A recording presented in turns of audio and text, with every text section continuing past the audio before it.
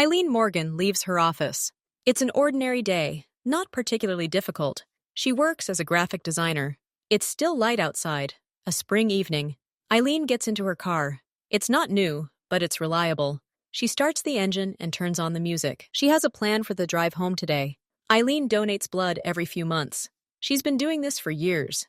It's her rule. She believes that if she can help, she should. It's simple and right. She turns off the main road onto a quiet street. There's a small brick building there. It's a blood donation center. There's almost always a free space next to it. Eileen parks and gets out. She takes her bag and a bottle of water with her. Drinking water before donating blood is important. She approaches the door and goes inside. It smells clean inside. The lights are bright. Posters thanking donors hang on the walls. Everything feels familiar and ordinary. Linda is sitting behind the counter. Linda has been working here for a long time and already knows Eileen. "Eileen, hello," Linda says with a smile. "I've been waiting for you. Give me the form." She hands Eileen a clipboard with papers. Eileen picks up a pen. She fills out a questionnaire. The questions are simple. How are you feeling? Have you traveled abroad? Have you been sick? Eileen answers them all honestly. She checks the appropriate boxes. She feels well. She is ready to help. Eileen hands the completed form to Linda. Linda quickly glances at the answers. "Everything is fine," she says. "Come on in to see the doctor. Room 2 is available." Eileen walks down a short corridor. She knocks on the door marked 2. "Come in," comes from behind the door. Dr. Amina is sitting in the office. She's a calm woman in a white coat. They know each other too. "Eileen, hi," Dr. Amina says. "Take off your clothes to the waist, please. We'll do a quick examination." Eileen takes off her blouse. Dr. Amina takes her blood pressure. Then she listens to her heart and lungs with a special tube. Everything is fine. "Now your finger," the doctor says. She takes a small, sharp needle. She quickly punctures the skin on Eileen's finger. A small drop of blood appears. Dr. Amina collects it on a special strip and places it in a small device. The device beeps. "Hemoglobin is normal," Dr. Amina says. "You are healthy. You can go to the examination room." Eileen gets dressed and goes out. The main hall is spacious. There are several comfortable chairs in it, similar to airplane seats. A young man is already lying in one of the chairs. A thin tube is connected to his arm. Nurse Robert waves to Eileen. Robert has been working here for years. He has kind eyes and calm hands. "Eileen, your window seat is available," he says. Eileen smiles. She loves this chair. It offers a view of the street and the trees. She sits down, puts her bag on the floor, and rolls up her left sleeve. Robert wipes the skin on her elbow with a cotton ball soaked in cold liquid. It stings. "There's a little injection coming up," Robert says. "Look out the window." Eileen turns away. She's not afraid, but she doesn't like looking at the needle. She feels a slight prick, then pressure. "That's it," Robert says. "You can relax." Eileen looks at the tube. Her blood is flowing through it. It's dark red. The blood is flowing into a clear plastic bag. The bag is hanging on the counter nearby. It's gradually filling. Robert places a small rubber ball in Eileen's right hand. "Squeeze it if you want it to go faster," he says. Eileen slowly squeezes the ball. She looks out the window. People are walking outside. Some are laughing. Some are in a hurry. She thinks about what she needs to buy at the store. Maybe chicken, or make pasta. She looks at her watch. The procedure will take about 10 minutes. She will make it to the store in time. She doesn't think about where her blood will go. She just does what she has to. The bag fills up more and more. While Eileen sits in her chair, another story is happening on the other side of town. Through the dark streets. It's going very fast. It turns into the courtyard of a private medical center. This is no ordinary hospital. Special patients come here. The car stops abruptly at the entrance. 2 men jump out.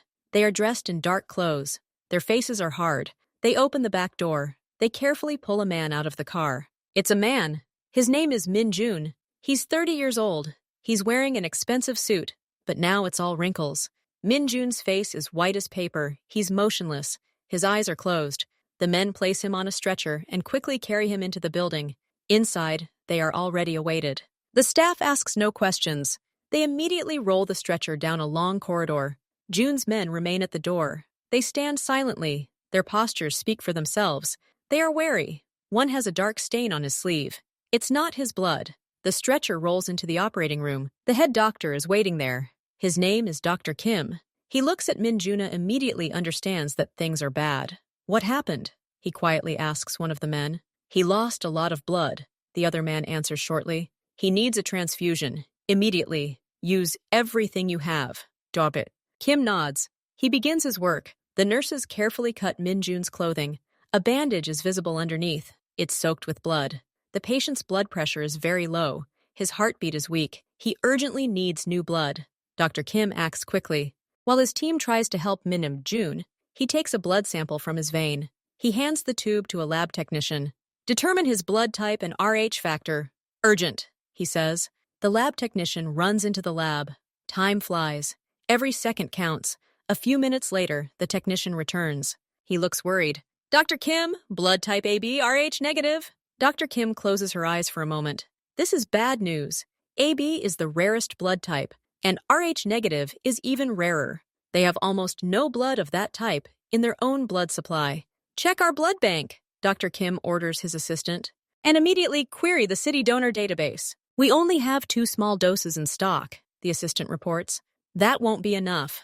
Look in the database, Dr. Kim repeats. He looks at Min-jun. The patient is growing paler. There's very little time left. The computer database of donors is enormous. It contains thousands of names. It's the sound of a match being found. The nurse looks at the screen. She sees a name. Found, she says loudly. There's one donor. He donated blood today, literally an hour ago. The blood type and Rh factor are a perfect match. Dr. Kim runs to the computer. Who is it? Where? A woman. Eileen Morgan. She donated blood at the donor center on 5th Street. The bag with her blood should still be there. It's ready to go. Dr. Kim turns to Min-jun's men standing by the door. We need to get this bag of blood. Now. It's our only chance. We have the address. The men nod. They're already taking out their phones. One of them is giving quiet, quick orders. The car carrying the people is already speeding toward the blood donation center. At the donor center, Eileen was finished. Robert carefully removed the needle from her vein and covered the wound with a bandage. Thank you, Eileen, he said. Rest a bit. Have some juice and tea. Eileen sat for a few minutes. She drank some sweet tea. Then she stood up, grabbed her bag, and headed for the exit. She said goodbye to Linda. See you in 3 months, Linda called out. Eileen went outside. She got into the car and drove to the store. She thought about nothing but her dinner. Meanwhile, back at the center, her blood, now in a sealed, tagged bag, was stored in a special refrigerator. It was scheduled to be sent to the main blood bank the following morning. But plans changed. 20 minutes later, a gray car pulled up to the center. 2 serious-looking men in casual clothes got out. They went inside. They approached Linda and showed her some papers. Linda looked at the papers, her eyes widening. She quickly spoke something to her boss on the phone. Then she nodded to the men. She opened the refrigerator and took out the very same bag of Eileen's blood. She checked the number and the tag. Everything matched. She handed the package to one of the men. He placed it in a special small container to maintain the temperature. The men silently exited, got into the car, and drove away. They drove fast, but without breaking the law. They were carrying valuable cargo. That package contained more than just blood. It held one man's only hope. The car sped through the night city, back to the private clinic. To Min-jun, the other end of this tube is connected to a vein in Min-jun's arm. His arm is cold and motionless. Dr. Kim looks at the monitors. The readings are critical. He gives the signal to begin. The nurse carefully opens the valve. The dark red liquid from the bag begins to slowly move through the tube. It passes through the filter and enters Min-jun's body. For the first few minutes, nothing changes.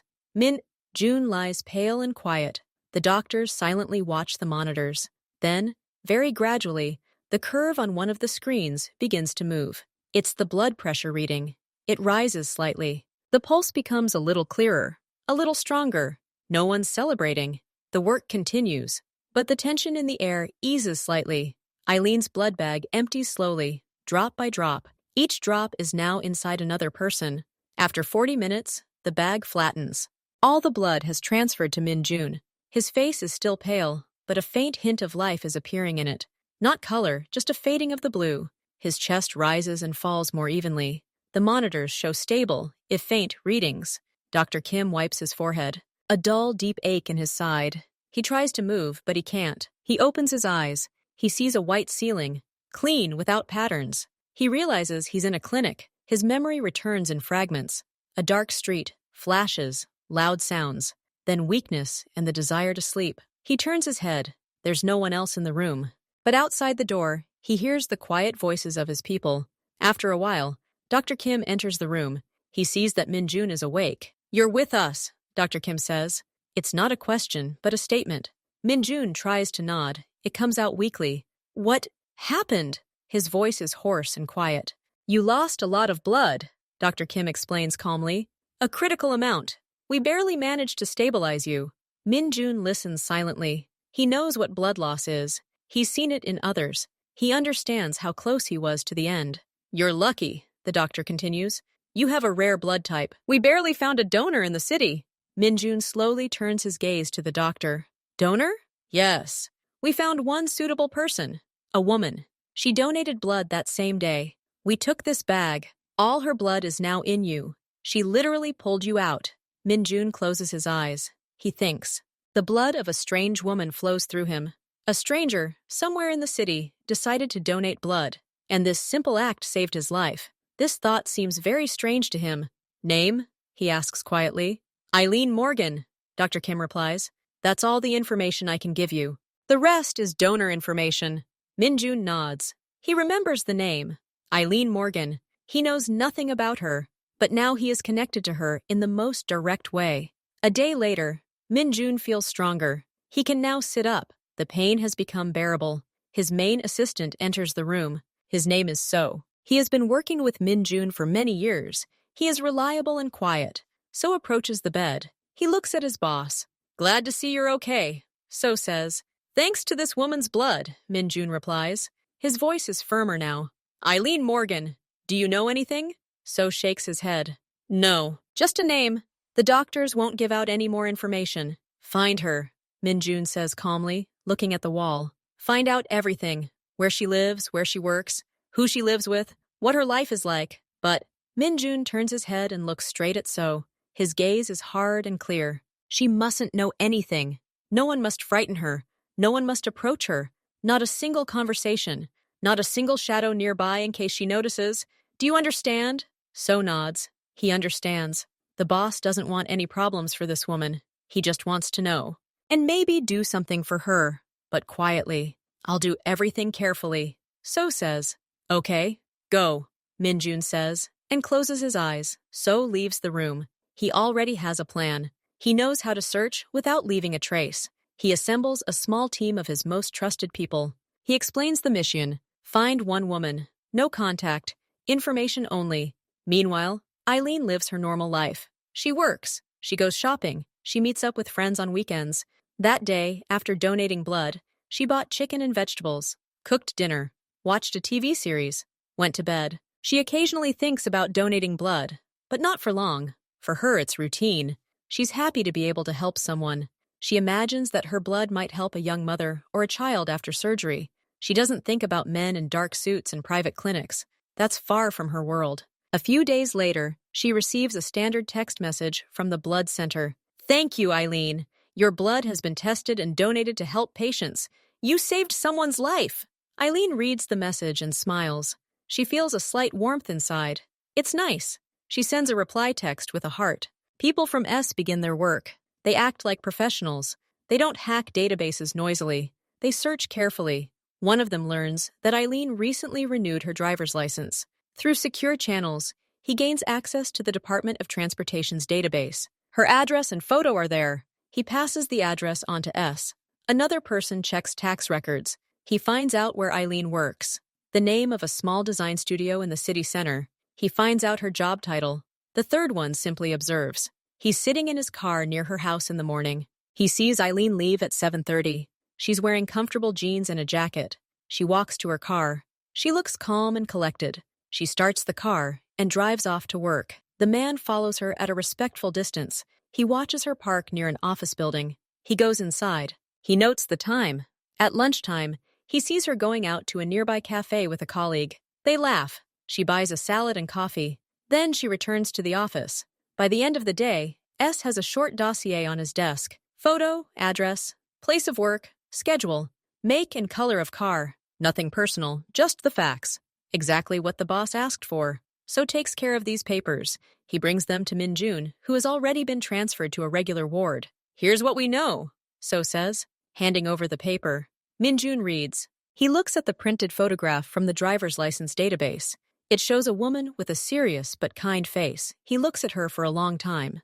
Okay, he finally says. Keep watching. Just watch. Report to me if there are any problems in her life. Any. From that day on, a clean black car appears near Eileen's house. It's a discreet sedan. It appears in the evening and parks at the far end of the street. Sometimes it stays there all night. In the morning, when Eileen leaves for work, the car drives away quietly. There are always two men in the car. They take turns every 8 hours. They don't drink coffee or make noise. They just watch. They watch the entrance, the windows of her apartment. They mark in a notebook when the lights go out. They keep track of her routine. On Tuesday evenings, she goes to the gym. On Thursday, she stops at a large grocery store. On Fridays, a friend sometimes comes over. They write down the license plates of their guests' cars, just in case. Eileen doesn't notice anything. She doesn't pay attention to the cars on her street. She has her own worries. Work, bills, vacation plans. The world outside her car window flashes by, unnoticed. One evening, returning from the gym, she passes a black sedan. She looks straight at the windshield. The driver looks away, pretending to look at his phone. Eileen walks past, thinking about how nice it would be to take a shower. She goes up to her apartment and turns on the light. The subject is safe. He sends a short message to S. All is quiet. Nothing new. The surveillance continues. An invisible protection, unbeknownst to Eileen, has already become a part of her life, all because the blood that flowed in her veins now flows in another person. A person from another world who has decided he owes something, and he repays this debt with silence and vigilance. On Saturday, Eileen decides to work at a cafe. She grabs her laptop and goes to her favorite spot near her home. It's quiet and the coffee is good. He's already drunk, as evidenced by his movements and loud voice. He orders a strong coffee and looks around. His gaze falls on Eileen. He takes his glass and walks over to her table. Hey, gorgeous. Working alone? It's boring, isn't it? He says, sitting down on the chair opposite her without an invitation. Eileen looks up from her laptop. She doesn't like situations like this. Sorry, I'm working, she says clearly, trying to sound confident.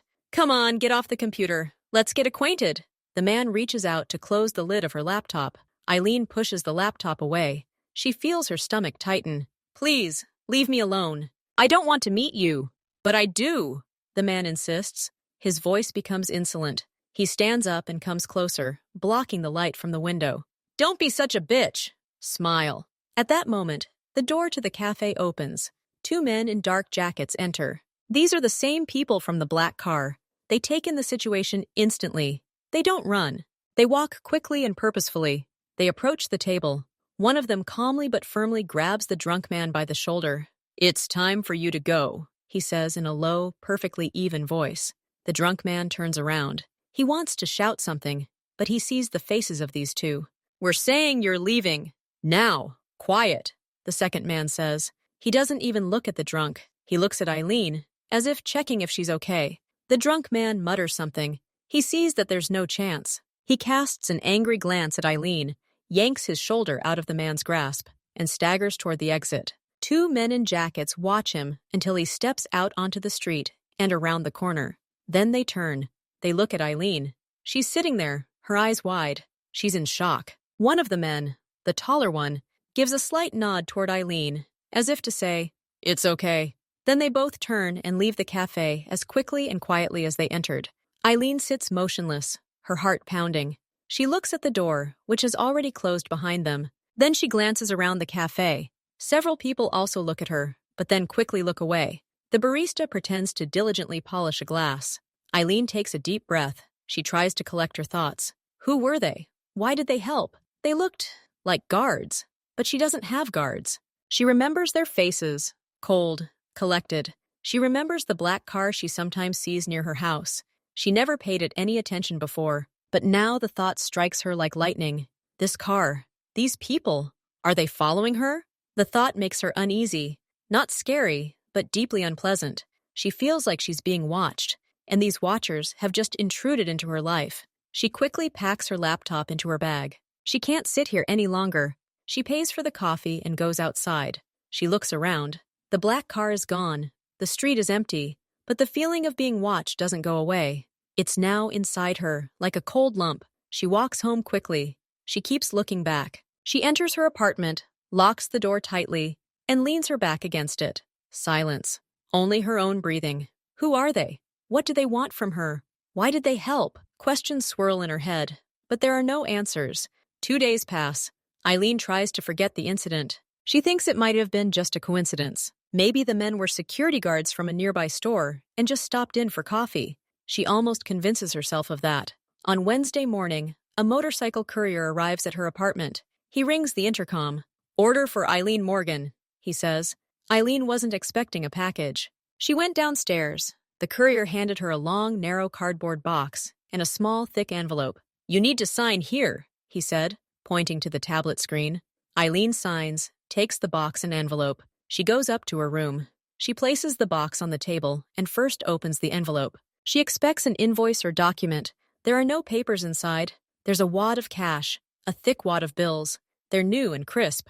Eileen has never held so much cash in her hands. She freezes, looking at them. Then she sees a plain white piece of paper lying among the money. Those men. And now, gratitude. Someone was following her. Someone witnessed the incident. And now that someone thanks her profusely. But for what? What could they be so grateful to her for? She didn't do anything special. Work, home, donating blood. And again the thought hits her. Her blood. Someone's life had saved her. And now this person from another world, who could send people and such gifts. He thanks her. She doesn't feel any better. On the contrary, she realizes that her simple act, donating blood, has connected her to someone very powerful. And that frightens her even more than the drunk man in the cafe. Eileen doesn't touch the money. She leaves the wad on the table next to the rose. She walks around the apartment all day, thinking she helped because she wanted to help, not for the money, not for the expensive flowers. Her principles are simple. Goodness comes from the heart. This money, it devalues her actions. It turns help into a transaction. She doesn't want that. By evening, she makes a decision. She can't keep the money. She doesn't know who sent it, but she can get it back. She finds the delivery service number on the courier's tablet. She calls. "Hello, I received an envelope this morning. I'd like to return it to the sender," she says. The man on the other end of the line is silent for a moment. "This is an unusual request. We need to clarify," he says. 10 minutes later, he calls back. "We can pick up the package tomorrow morning. The courier will be there at 10. The next morning, Eileen puts everything back. The wad of cash.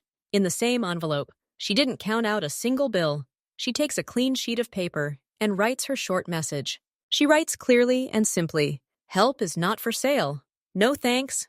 Leave me alone." She puts this note in the envelope with the money. She doesn't return the box with the rose.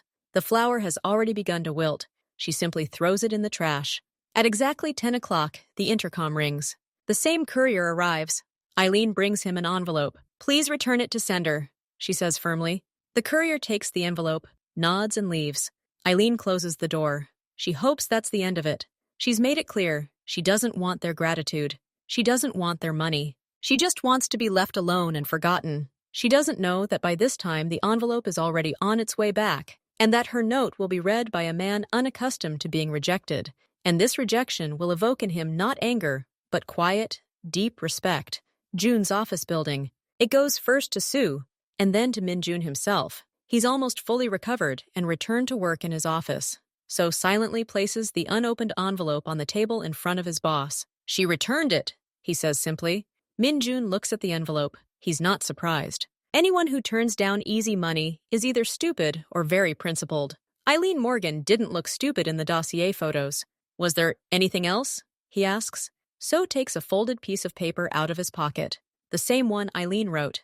"A note," he says, placing it next to the envelope. Min-Jun unfolds the piece of paper. He reads these few lines. "Help is not for sale. No thanks.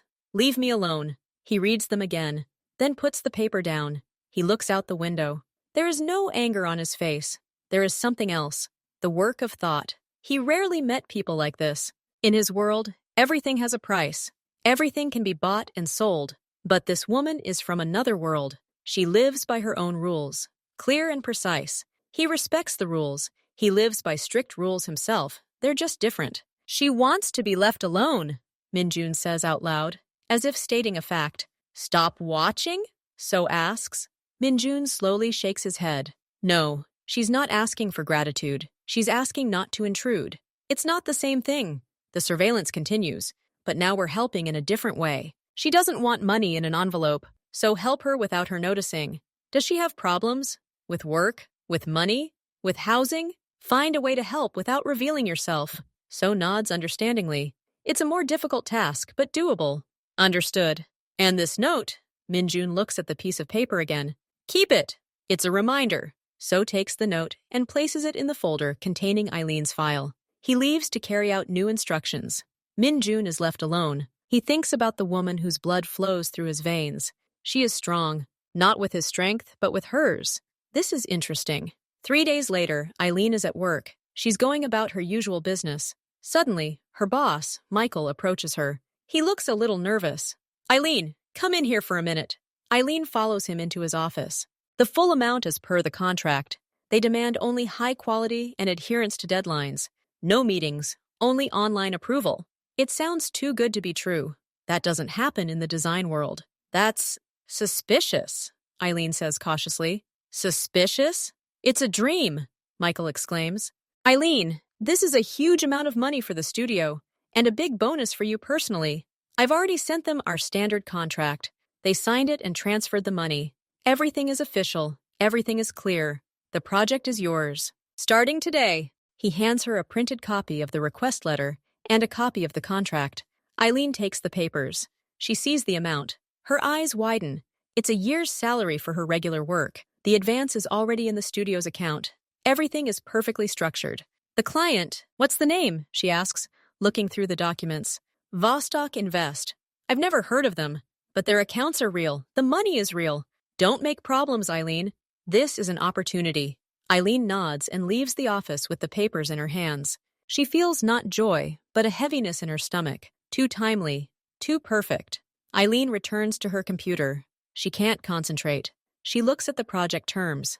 Everything is clear, but impersonal. The contact person is a shared email account. The phone number belongs to a law firm acting as an intermediary. She leans back in her chair. She thinks, a black car, money in an envelope, a refusal. And now, the perfect order with the perfect payment.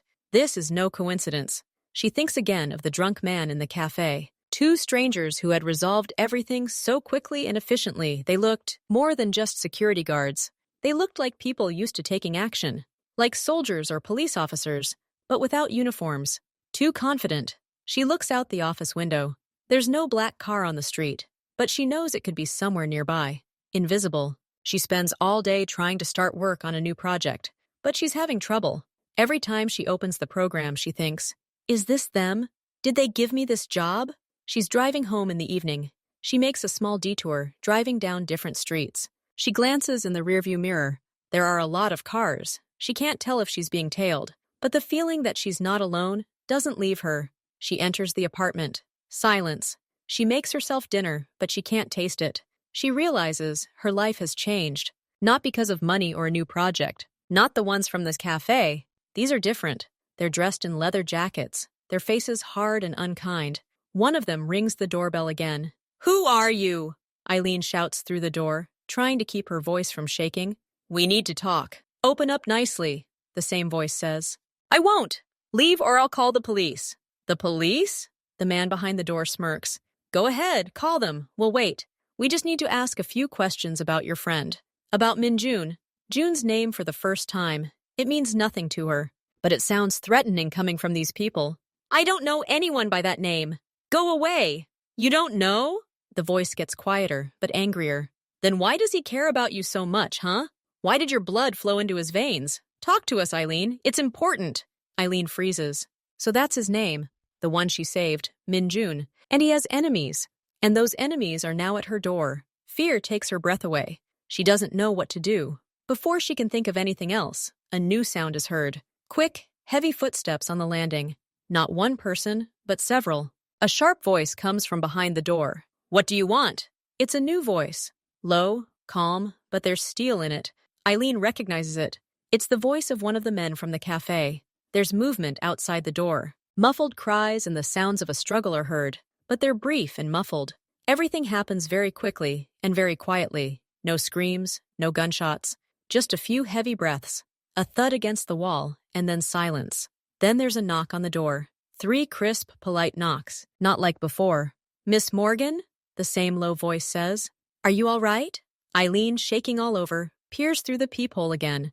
3 people are standing on the landing, 2 of those who had been watching her, and the third, one of the uninvited guests, stands between them, his face contorted, his hands behind his back. The second guest is nowhere to be seen, apparently already taken away. "Miss Morgan?"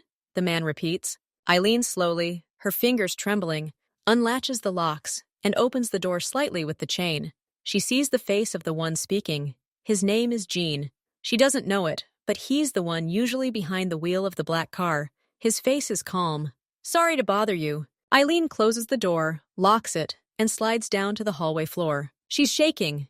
Just now at her door there was, what, a fight? A kidnapping?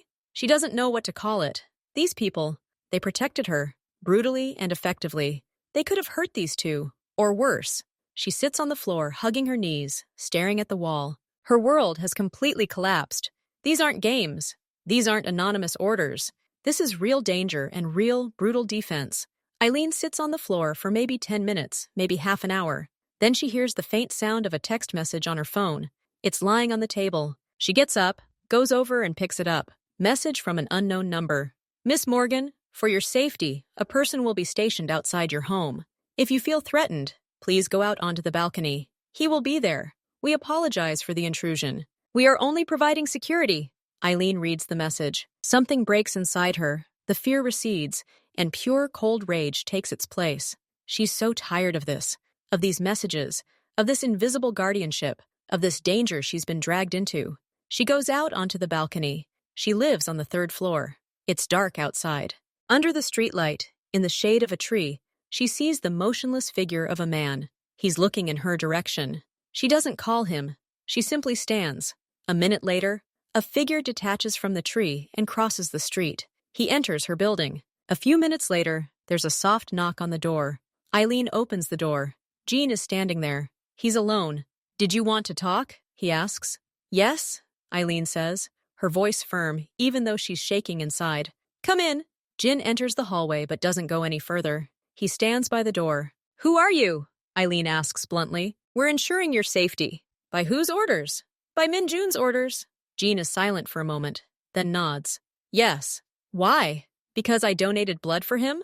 "Yes?" He considers himself indebted. "I didn't ask for this debt." Eileen's voice breaks. "I didn't ask for your protection. Those people know about you. They might try again. Our job is to prevent that." "And I want all this to stop," Eileen almost screams. "I want to talk to him, personally. With Min Jun, can you arrange that?" Gene looks at her. He sees more than just a frightened woman. He sees anger, resentment, and a firm resolve. It's not simple," he says carefully. "I'm not asking for something simple," Eileen interrupts.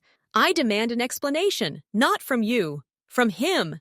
Does he owe me? Let him explain to me in person what's going on, and why my life has turned into a nightmare because of his gratitude. Or is this not gratitude, but prison? You tell him this. I want a meeting, in person, or I'll leave. I'll go to the police and tell everything. About the blood, about your cars, about the attack today. Maybe they won't believe me, but there will be a lot of noise." She says it in one breath. She didn't mean to threaten, but the words just slip out. She's cornered, and this is her way of breaking free. Jin listens carefully. He's assessing her. She's not bluffing. She's willing to do anything to regain control of her life. "I'll pass on your request," he finally says. "I can't promise he'll agree, but I will. Until then, please, don't make any sudden movements. Security remains. For your own safety, you don't have to go out on the balcony. Just know that we're here." He bows, just a little, and leaves, quietly closing the door behind him. Eileen is left alone. Her anger is slowly fading, leaving behind an emptiness and trembling knees. She just demanded a meeting with a mafia boss. What will she tell him? She doesn't know. But she knows she can't live in this uncertainty any longer. She must look him in the eye. She must understand who this man is, who has so profoundly influenced her life without even meeting her. She lies down in bed, but can't sleep. She waits for an answer. Jin's text message arrives late at night. Seo reads it, gets up, gets dressed, and drives to Minjun's house. He doesn't like waking his boss up late, but it's important. Minjun is still awake. He's working in his home office. Seo enters without knocking, simply showing his phone with a text message. Minjun reads Jin's report. About the enemy's visit, about the defense, about Eileen's anger. She's cornered, and instead of crying, she attacks. Interesting. What do you order? Asks So. We can convince her not to do anything stupid. Gently. Minjun shakes her head. No. She won that right. The right to talk. She saved my life. She has the right to demand answers. And she has the character to do it. He turns to So. Agree on a meeting, somewhere safe, neutral, quiet. Just her and me. You and the team will secure the perimeter. No one can know. No one can get close. She needs to feel safe, or at least not threatened by me. So nods. It's a risk. A big risk. But he doesn't argue. When? As soon as possible. She's waiting. Don't make her wait long, Minjun says. And tell her, I agree. So leaves to organize everything. Minjun remains by the window, thinking about the upcoming meeting. For the first time in a long time, he feels not control over the situation, but curiosity. Pure human curiosity. What is Eileen Morgan like when she's not afraid, but full of determination? He'll soon find out. Seo begins preparing for the meeting. He chooses a location. It needs to be quiet, neutral, and safe for both of them. He chooses a tea house on the outskirts of town. The place belongs to a friend of Minjun's, but no one knows about it. It's always quiet and uncrowded. So agreed that on the day of the meeting, the tea house would be closed to other visitors. Only 2 trusted people would work there. The owner, who would prepare the tea, and a waitress. So is planning security. Minjun's men arrive at the tea house several hours in advance. They check every corner, every room. They station their men on the roofs of neighboring buildings. They block off both ends of the street under the guise of roadworks. Everything looks natural. Minjun gives clear instructions. Only she and I in the room. The rest of you outside. No one comes in. No one eavesdrops. If she feels threatened, this conversation ends. Jin calls her the day after their conversation. The meeting is agreed upon. Tomorrow at 4 o'clock in the afternoon. I'll send a car for you. It will take you to a safe place. No threats. Just conversation. How do I know this isn't a trap? Asks Eileen. You can't know. You must trust. Or refuse. The choice is yours. Jin answers honestly. Eileen is silent. She's afraid. But the fear of the unknown and constant surveillance is stronger. Okay, I'll be ready. At precisely 3:45, not a black sedan, but a gray, unremarkable car pulls up to Eileen's house. Jean is behind the wheel. He gets out and opens the door for her. No restrictions. You can take your phone with you. You can ask to stop and leave at any time, he says. Eileen gets into the car. She's silent the whole way. She looks out the window. They're driving out of town. The worst thoughts are spinning in her head, but she clenches her teeth and drives. The car stops outside a nondescript, one-story Japanese-style building. It's a tea house. It's quiet. Not a soul is on the street. But Eileen senses a human presence. She sees a shadow in the window of a neighboring house. She sees a man, apparently repairing the roof. There are many of them. Jin opens the door for her. He's waiting for you inside, in the main tea room. I'll wait here. Your time is unlimited. Eileen takes a deep breath and steps out. She passes through a small garden with rocks and moss. She opens a wooden door and steps inside. The interior smells of wood and herbs. The light is soft, pouring from paper lanterns. In the back of the room, a man sits on a mat at a low table. This is Minjun. Eileen sees him for the first time. He doesn't look like the monster she imagined. He gestures to the mat opposite. Eileen Morgan, please sit. Thank you for coming. His voice is quiet, even. There is no threat in it. There is weariness in it. Eileen slowly approaches and sits down opposite him. Between them is a low table, on which sits a simple ceramic teapot and 2 empty bowls. They stare at each other for a few seconds. Eileen studies his face. She's looking for signs of evil, cruelty. She sees only calm seriousness. June speaks first. First of all, I need to tell you directly and personally, thank you. You saved my life. He says it simply, as a statement of fact. But you returned it. I respect that. He places the bowl in front of her. Then I tried to help in another way, with work. But that was a mistake too. I scared you. I drew attention to you. I created problems for you. For that, I apologize. Eileen listens. She didn't expect an apology. Who are you? she asks bluntly. And why did these people come to me? They mentioned your name. Min-jun picks up his bowl, looking at the dark tea. I'm in business. A family business. He pauses, choosing the words that will be true, but not the whole truth. This business. It sometimes leads to conflicts. I have competitors. I have enemies. That incident after which I needed your blood was one of those conflicts. These people who came to you, they are from a rival group. They found out about you, found out that you helped me. They decided to use you to get to me, to create a problem, to force me to act. He takes a sip of tea. My people stopped them, but now you're on the list. Not as a target, as a weak spot, because of me, and I'm responsible for that. Eileen is silent. She drinks her tea. It is bitter and warm.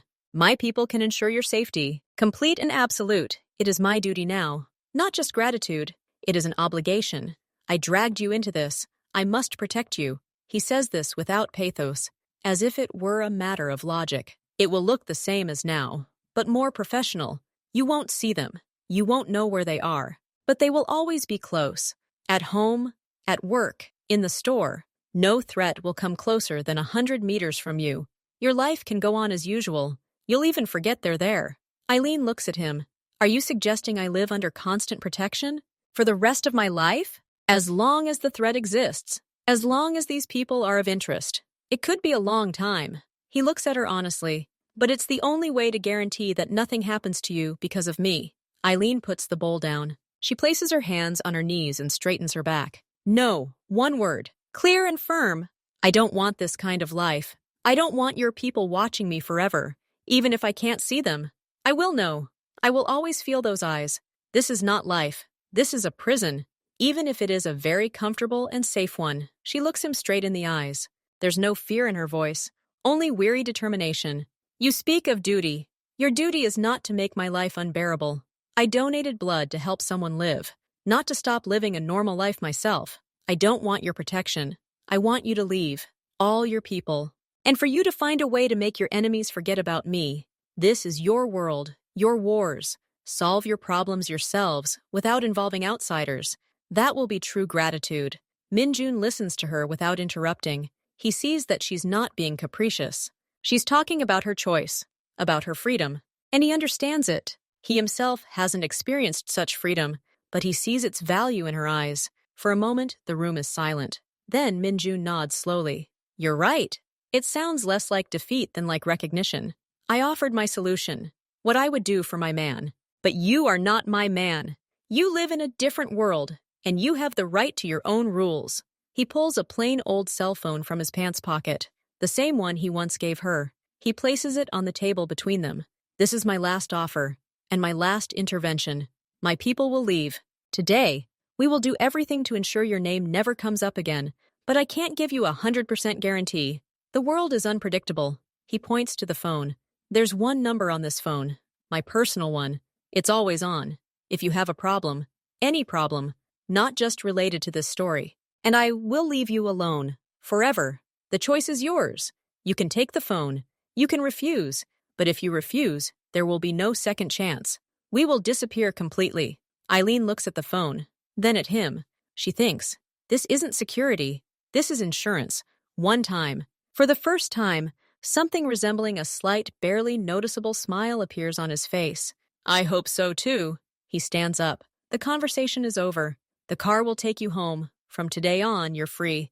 And again, thank you. He doesn't wait for an answer. He turns and leaves the room through another door. Eileen sits alone at the table, clutching a simple phone. She doesn't feel joy. She feels relief. The long anxiety is finally fading. She has made her choice. Now her life is hers alone again. The phone rests in Eileen's palm.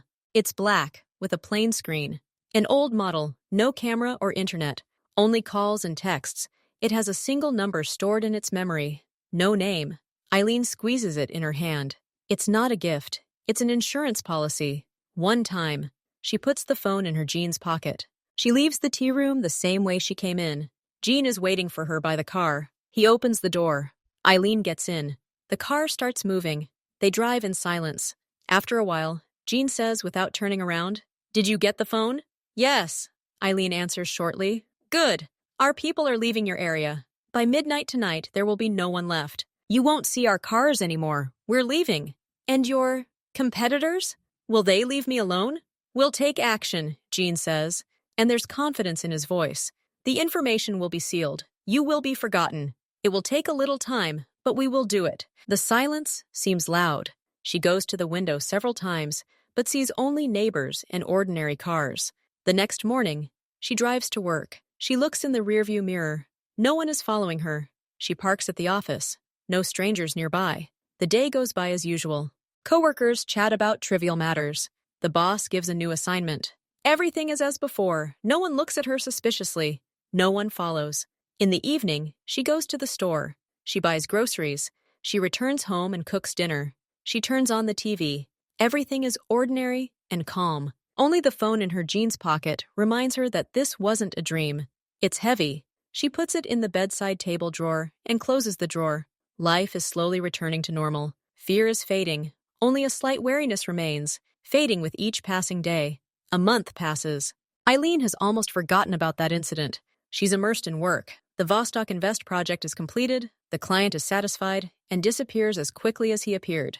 Both the studio and Eileen have received the money for the work. She put it aside for later. One day, her boss, Michael, calls her into his office.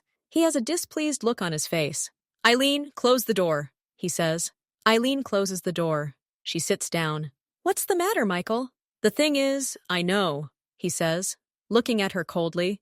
"I know about your special client. About that big money." Eileen blinks. "What do you mean?" "I mean, you probably think you're the star here after that project," Michael continues. His voice turns angry. "That you can come in later, do whatever you want. But you don't. You work for me, and I want my cut." "What share?" Eileen doesn't understand. "From that Vostok Invest project. The money was too big. Did you negotiate with them behind my back? Take a kickback? I want 50% of your bonus, or I'll fire you, with a bad reference, and I'll make sure you'll never find work in the city again. Do you understand?" Eileen looks at him. She's shocked. She did her job honestly. The bonus was her rightful part, and now he's blackmailing her. He's jealous and wants to profit. "This is my legal income, Michael. I won't give you a cent, and you can't fire me like that." "Oh, I can," he grins. "I have connections. Do you think your anonymous friend will help? He doesn't need you anymore. So choose, either money or your career. You have until tomorrow." He turns back to the computer, indicating that the conversation is over. Eileen leaves the office. Her hands are shaking. It's unfair. It's mean. And he's right about one thing. She doesn't know who will protect her. She has no evidence. He's her boss. His word carries more weight. She can't work all day. In the evening, she comes home in despair. She can't afford to be out of work, but she won't give half her money to a blackmailer either. It's humiliating. She sits in the kitchen and stares at the wall. She has no one to turn to. Her friends can't help. A lawyer will be expensive, and there are no guarantees. And then she remembers. The phone. She goes into the bedroom. She opens the nightstand drawer. There's a black phone inside. It looks dead and useless. She picks it up. She turns it on. The screen glows a dim green. The contact list contains one line. Number. She doubts. She's afraid. This call could drag her back into that world, but she has no choice. Michael will ruin her career, and he'll probably do it even if she pays. She dials the number. Her heart is pounding. She brings the phone to her ear. Rings. 1, 2. On the third ring, the phone is picked up. No one says hello. There's silence on the line, but Eileen senses someone there. "This is Eileen Morgan," she says quietly. A pause. Then a voice. Low, calm. "Min-June." "I'm listening." "You said to call if there's a problem," Eileen says, her voice shaking. "I have a problem. Not with your enemies. With my boss. He's blackmailing me. He's demanding money, or he'll fire me and ruin my career. I don't know what to do." She speaks quickly, haltingly, explaining the situation. Min-June listens silently. When she finishes, he asks only one thing. His name and the name of the company? Eileen says Michael's name and the name of their design studio. "Okay, forget it. It's not your problem anymore," he says and hangs up. The conversation lasted less than a minute. Eileen sat with her phone turned off. She didn't know what he would do, and she was afraid to think about it. The next morning, Eileen goes to work with a heavy heart. She expects Michael to call her in right away, but Michael doesn't show up at the office. An hour later, his wife arrives. She looks pale and frightened. She enters his office. quickly packs a few things into a box, and leaves without speaking to anyone. At lunchtime, an official email arrives to all employees. It's from the company's owner. Michael is stepping down as studio director due to personal circumstances. A new director will be in place starting Monday. All projects are continuing. All employees will retain their positions. Eileen reads this letter several times. She can't believe it. The next day, the new boss arrives. He's young and energetic. He holds a meeting and talks about plans. He approaches Eileen after the meeting. "Are you Eileen? I heard about your work on the Vostok Invest project. Excellent results. I look forward to further collaboration." He smiles and shakes her hand. The problem disappeared, tracelessly and quickly, like magic, but Eileen knows it's not magic. It was Min Jun's work. He simply removed the obstacle in her path, carefully and effectively. She doesn't call him anymore. She puts the black phone in the back drawer of her desk at home. She closes the drawer. Life goes on as usual. Eileen works, meets friends, goes to the movies. Sometimes she remembers that strange period of her life. She remembers the tea room and Min Jun's calm face. Every 3 months, she visits the donor center. She fills out a form and sits in a chair by the window. She watches her blood flow through a tube into a bag. She doesn't know who her blood will help this time. Maybe a young mother, maybe an elderly person, or maybe someone else with a difficult life and shady dealings. She doesn't want to know about it. She's just doing what she thinks is right. Sometimes, very rarely, when she passes a mirror or sees a stern man in a suit on the street, she pauses for a second. Where is he now? Is he alive? Does he remember? Then she pushes those thoughts away. She knows that somewhere out there, in another world, lives someone who will protect her, if she really needs it, simply because she once did an ordinary good deed, donated blood on an ordinary Tuesday, and this knowledge is enough for her. It neither warms nor frightens. It simply is. A quiet fact of her life, like that phone in the desk drawer, silent and unnecessary, but giving her a strange sense of calm.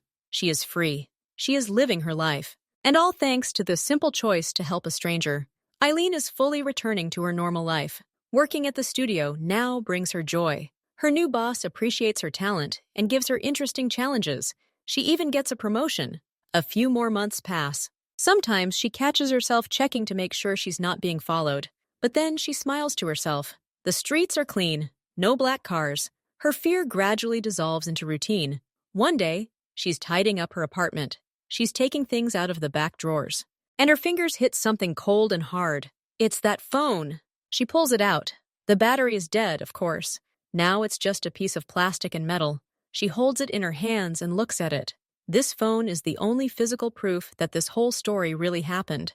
Eileen doesn't charge it. She wraps it in a soft cloth and puts it back in the drawer.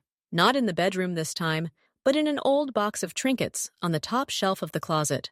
There, where her childhood drawings and postcards from her grandmother are kept. Let it lie there, as a part of her past, strange and frightening, but still a part. She continues to donate blood.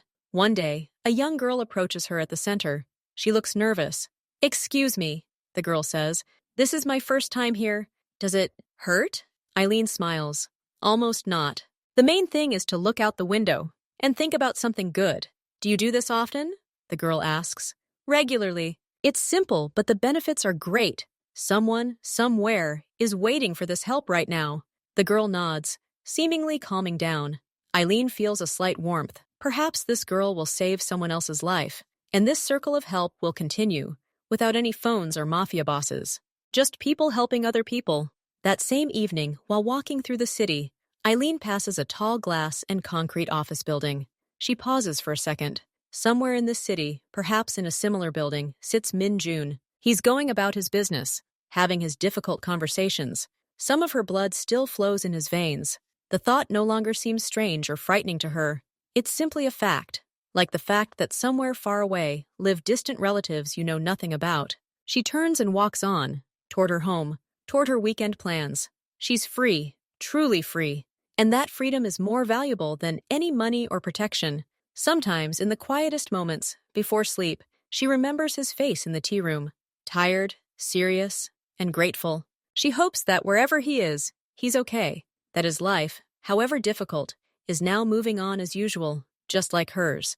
She falls into a peaceful sleep. Her life is her life, simple, clear, honest. And somewhere in the closet, In a box of knickknacks lies an old telephone that will never ring. And that is the best of all possible outcomes.